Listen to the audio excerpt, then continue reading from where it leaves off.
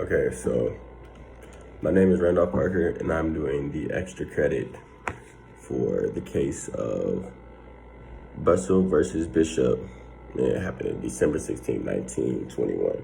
So basically, there were two parties, and this is back when sharecropping was happening. So there were two parties, and both parties agreed. One party, the owner of the property, was to split up they're going to split the work. So the owner supplied the land and the fertilizer and the seed, and the sharecropper was to stock the tools and perform the necessary labor to achieve the goal. So both parties were to divide the crops when everything was due. On the 29th of July, so when the crops were almost fully harvested, like all the work was done, the owner of the property drove up to the sharecropper's house with a mob, and they basically assaulted the owner, and they shot him twice. And when the owner tried to when the sharecropper tried to run, the owners tried to capture him and eventually kill him, but the plaintiff was able to escape.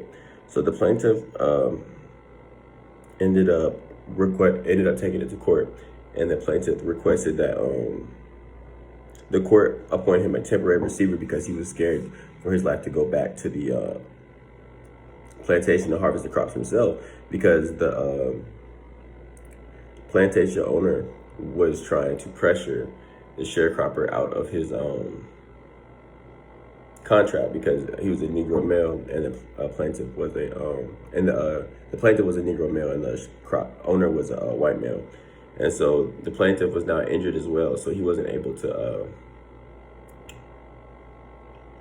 dig up his own crops. So the plaintiff requested a temporary receiver and also requested a restraining order against the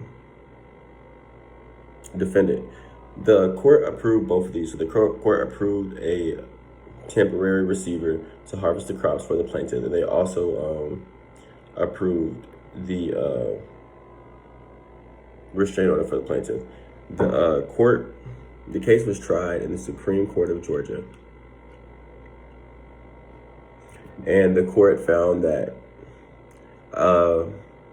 the accounting was necessary in order to settle the account between the plaintiff and the defendant in the previous years. It would seem, therefore, that equity should also interpose for the purpose of avoiding a manipulacy of suits.